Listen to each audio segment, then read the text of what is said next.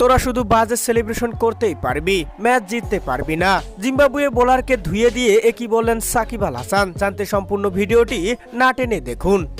দর্শক, চতুর্থ টি-20 ম্যাচে জিম্বাবুয়ের বিপক্ষে হাড্ডাহাড্ডি লড়াইয়ে নেমেছিল বাংলাদেশ, যেখানে 5 রানের রুদ্ধশ্বাস এক জয় তুলে নেয় টাইগার ক্রিকেটাররা। যেখানে টাইগার ক্রিকেটাররা 10 ওভারে 0 উইকেটে 90 রান করার পর একের পর এক যেন উইকেট হারাতে থাকে। যেখানে তাদের ইনিংস গিয়ে থেমেছে 19.5 ওভারে।